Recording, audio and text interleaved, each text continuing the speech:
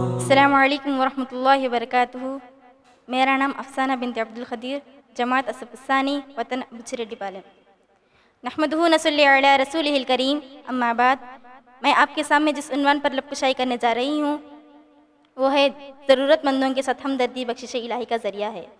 اسلام سے پہلے دور جاہلیت میں کمزور طبقات مثلاً عورتیں، غلاموں، یتیموں، بوڑھوں اور ضعیفوں کا کوئی مقام و مرتبہ نہیں تھا، بلکہ ان کی کوئی عزت نہ تھی، بلکہ ان کے ساتھ برا سلوک کیا جاتا تھا۔ لیکن اسلام آنے کے بعد ان کے برے دن خیر سے بدل گئے۔ اللہ تبارک و تعالیٰ اپنے بندوں پر بڑا مہربان ہے، ان کی غلطیوں کو معاف کرتا ہے اور ان کی کوتاہیوں پر صرف نظر کرتا رہتا ہے۔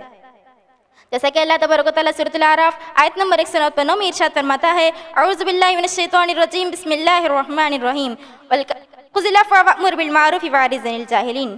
بس اے محمد صلی اللہ علیہ وسلم، آپ نرمی اور درگزر کا راستہ اختیار کرو، معروف کی تلقین کیا جاؤ اور جاہلوں سے نہ الجھو۔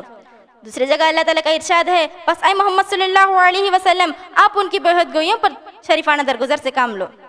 غصے کو پی جانا اور دوسرے کے قصور معاف کرنا ایک پسندیدہ عمل ہے جو اللہ تعالیٰ کو بہت پسند ہے، جیسے کہ اللہ تبارک و تعالیٰ سورۃ آل عمران آیت نمبر 134 میں ارشاد فرماتا ہے، والکاظمین الغیظ والعافین عن الناس واللہ یحب المحسنین۔ جو غصے کو پی جاتے ہیں اور دوسروں کے قصور معاف کر دیتے ہیں تو ایسے نیک لوگ اللہ تبارک و تعالیٰ کو بہت پسند ہے۔ آپ مومنوں کو الفت و محبت اور رحم رولی میں ایک جسم کے مانند پاؤ گے۔ جب جسم کے کسی ایک حصے کو تکلیف پہنچتی ہے تو سارا جسم بے قراری اور شب بیداری میں شریک ہو جاتا ہے۔ ایک حدیث میں رسول اللہ صلی اللہ علیہ وسلم نے فرمایا، یعنی مہر و محبت بدبختی ہی سے چھینی جاتی ہے۔ معزز سامعات، آپ صلی اللہ علیہ وسلم کی شفقت اور ہمدردیاں عام تھیں، یہاں تک کہ محمد صلی اللہ علیہ وسلم سخت دشمن کے ساتھ بھی نرمی کا معاملہ فرماتے تھے۔ حیات رسول صلی اللہ علیہ وسلم میں اس طرح کے واقعات بہت سارے موجود ہیں۔ ایک موقع پر قریش مکہ سخت قحط سالی مبتلا ہو گیا تھا۔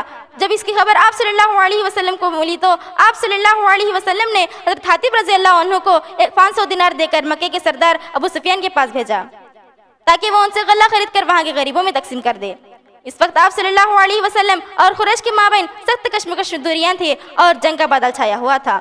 ایک موقع پر رسول اللہ صلی اللہ علیہ وسلم نے اس طرح فرمایا، جو شخص دوسروں پر رحم نہ کھائے گا وہ خود اس پر بھی رحم نہ کھایا جائے گا۔ نیز آپ صلی اللہ علیہ وسلم کا ارشاد ہے، جو شخص دوسروں پر رحم نہیں کرے گا اللہ تعالیٰ خود بھی رحم کا مستحق نہیں ہوگا۔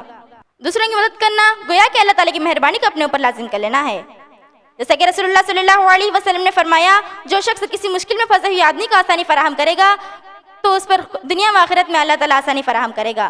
آخر میں اللہ تبارک و تعالیٰ سے دعا ہے کہ اے اللہ ہم جو کچھ سنے ہیں اس پر عمل کرنے کی توفیق دے، آمین ثم آمین۔ السلام علیکم ورحمۃ اللہ وبرکاتہ۔ اللہ اللہ اللہ اللہ